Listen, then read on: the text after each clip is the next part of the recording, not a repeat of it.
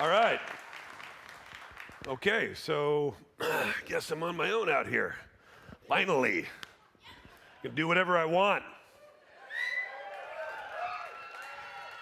What would I do? What would I do if I could do anything I want? Well, you know what? I've always wanted to have my own talk show. Can I get like a talk show desk out here? Is that possible? Can I get that? There we go. Oh yeah, you might want to get rid of some of this furniture. Oh, yeah, I should probably get out of your way. No, there's a desk. Good. I like just asking for stuff and it shows up. It's pretty awesome. Got the chair there, also the desk. All right, good. And the couch. Oh, look at this. You might have to unclip my my mic. There we go. And like a real. Look at guys. I'm going to be like a late night talk show host. This is so great. Look at this. Right? Look at this. I got a jacket and a mug and a clipboard and pretty awesome. Got a live studio audience. Broadcasting around the globe. I feel like there's one thing missing. Oh, I know. Perfect. Perfect. Ladies and gentlemen, please help me welcome my first guest, the one and only Jens Bergensten.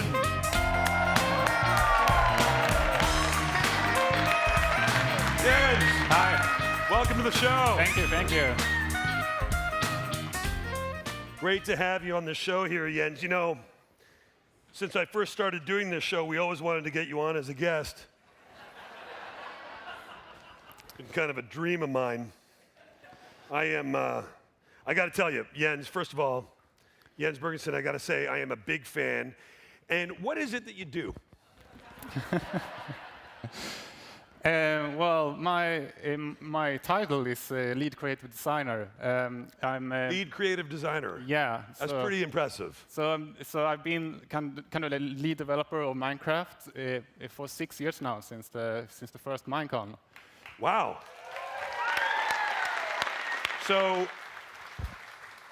So in that position, do you get to decide everything that happens? No, not really. Okay. Of course, when it comes to the Minecraft game design, my words matter. Yeah. But I'm a very Swedish person. I always look for consensus, so that we have. You're always looking for the consensus of the group. You don't want to just take over. Yeah, definitely. And of course, we have a huge community that always have lots of great ideas, and that influences us a lot. So it's a very interactive. There's kind of like an ongoing dialogue, if you will. Yeah, definitely. And it's important to really listen to those people in the community and the people you work with as well. Yeah, absolutely, yes. You sound like a great leader. We could use some leadership. I mean, in the world, in Minecraft. Listen. How did you get involved, Jens, with Minecraft? What's your origin story? Well, I got involved when Marcus, who created the game, Marcus, who is known as Notch, he had to quit his day job to work on Minecraft full time, and it's growing really fast. And he formed Mojang in order to take care of Minecraft. Yeah. But the idea we had was like Minecraft had peaked, so he was looking for people to work on new games. Oh, so he brought you in not to work on Minecraft. No. He was like, Minecraft was already set. We're good with that. Please come and work on some new games. Yeah, exactly. And then what happened? Well, that didn't happen, more or less. You did. You just worked on Minecraft. Well, yeah, there was so much to do on Minecraft, so I started helping out with that. And when I started working at Mojang, it had sold 700,000 copies. Yeah. Just a few months later, it was 1 million, and a year later, it was 2. So it was just taking off. That's. Yeah, and it's just been like a global phenomenon. And obviously, the fans around the world and the fans here are super excited, and it is such a great community, and you guys obviously do such a great job of taking care of that community. I know from my own experience, my kids are playing or they're watching YouTubers, around Minecraft all the time. I'm one of those dads who's like, turn it down. But it is fun to see them get super excited about. And you know, I wanted. They've always got so many questions. I know a lot of you guys out there have questions that you would love to ask Jens, but it's my turn. And but I always think about like, what are those things? Like, what are the possibilities? Because it does seem like Minecraft has no limit. It's almost like you could do anything. And so I know that for my own kids, it's always like, what could you build? Is there like could you build like a, you know, what would be some new update that would be crazy? Could you get like a flower that shoots out of a rocket that you can, you know, whatever? What are the limitations?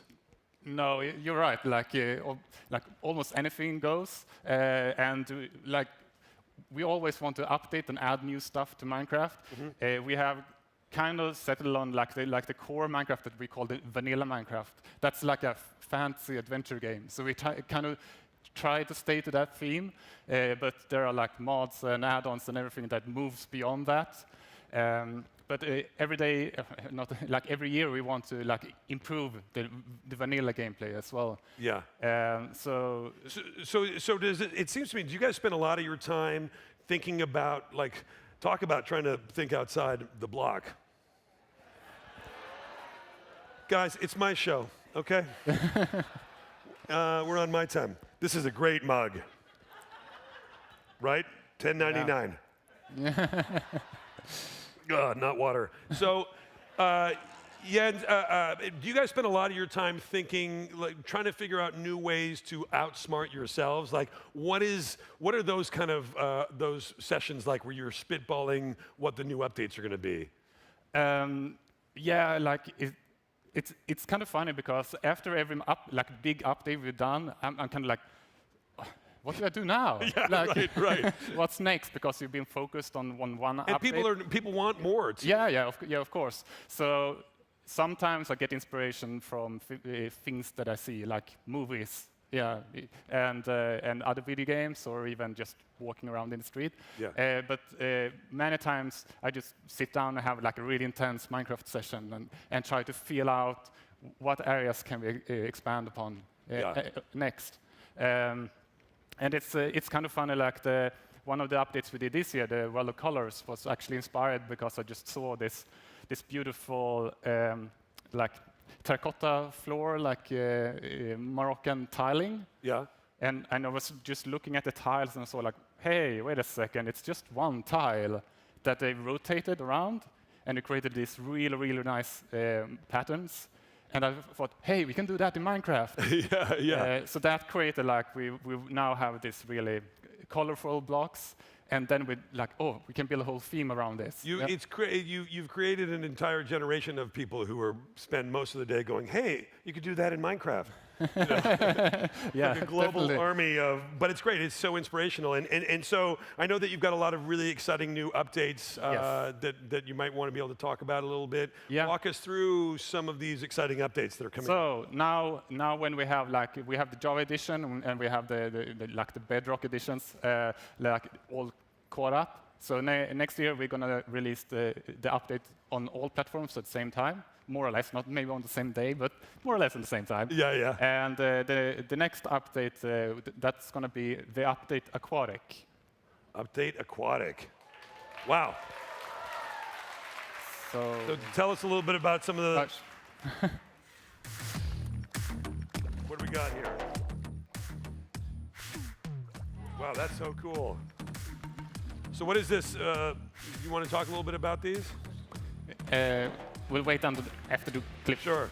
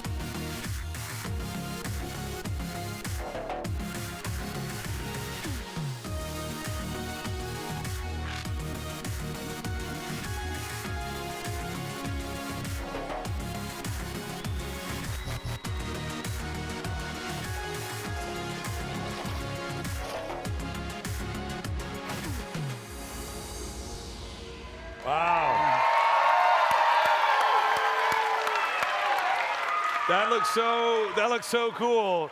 And judging by the fan reaction, people are going to be super excited about this. Why don't you walk us through this update a little bit? So rad. Yeah, absolutely. So we were talking backstage about the bubble columns.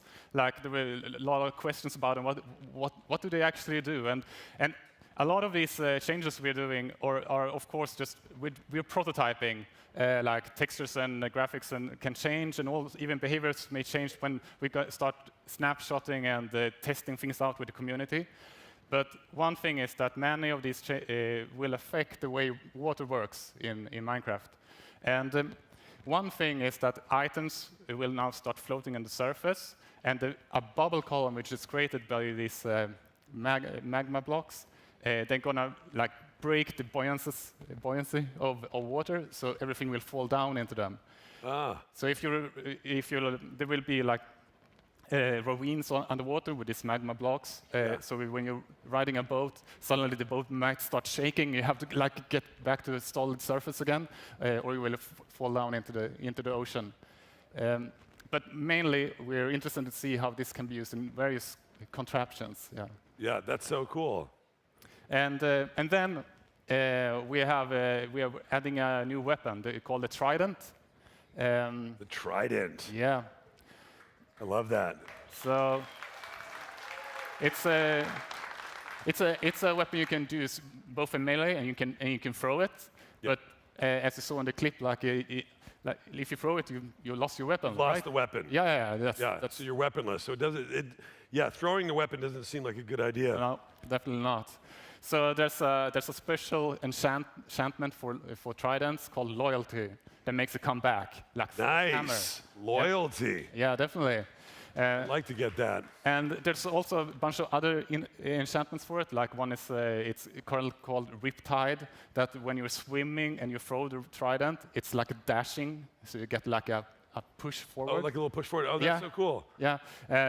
And it's kind of fun because you can, if you're at the surface and you throw it up, you jump like a dolphin. Oh, nice. And one fun thing that Dinebone suggested was that it only works in water, but we made it now also work when it's raining. So it's like have you ever like, yes, it's raining in Minecraft? No, right? But now you're like, yes, it's raining. You take on your elytra and you throw the trident and you just swoop away. Oh, that's so cool. Yeah, it's really nice. That sounds fun. Yes, and then we have the coral and the kelp, and we have the actual fish. And this is like to add more variety into the oceans and more things to see. And also, like in the video clip, you saw coral and kelp right next to each other, but they're going to be separated because we're going to have ocean biomes, so warm and cold oceans with different type of terrain. Oh, wow. And all the fish that you currently fish as items, they will exist as proper fish. So we have like a salmon and tropical fish and clownfish and puffer fish and etc. I guess. I forgot some. Good. That was good knowledge. Yes. And for Minecraft players, this will work similar to bats. They will come and go. But if you catch one with a bucket, you will get a bucket with water and fish in it. And you can put this out, and this is going to be like a persistent fish. So you can use it to build aquariums in your houses, and you will keep your fish. Yeah. How cool is that? Yeah.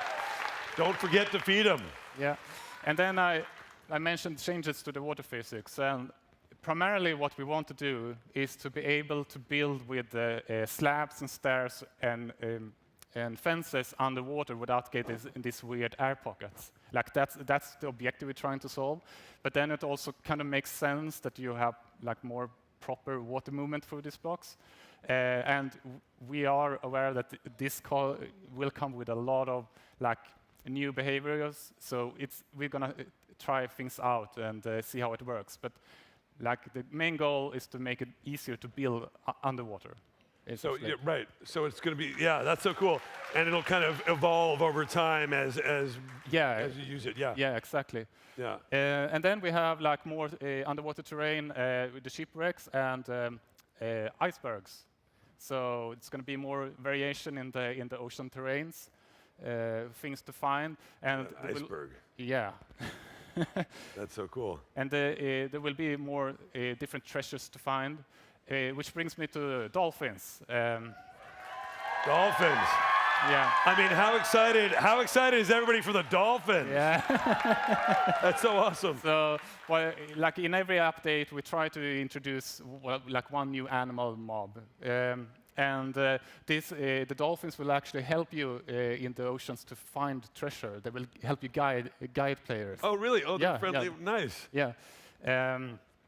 And this is just like a sneak peek of things coming. We have way more features related to the update Aquatic. Yeah. So you will see coming more out, announcements. Yeah, more announcements coming out sometime in the next year. Yes. That's so cool. I love the dolphins are great. It's nice to have a sense of porpoise.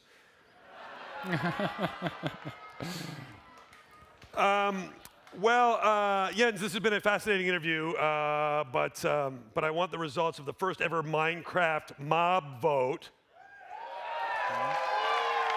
How would I be able to do that, do you think? Oh, wait, you know what? I got it. This worked before. Check this out.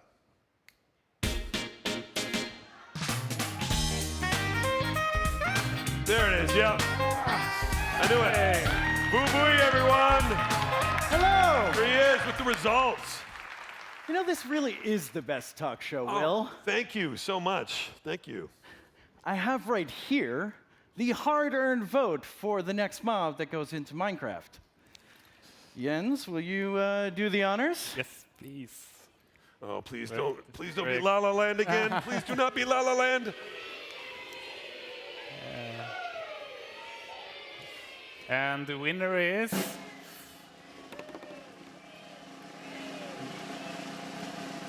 Mob B. Oh man.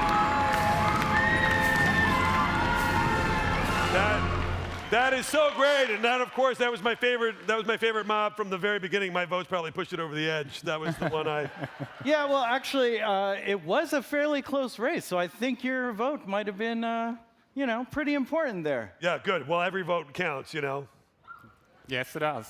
Well, you know, are you excited about the mob that was chosen, Jens? Yeah, I'm very excited.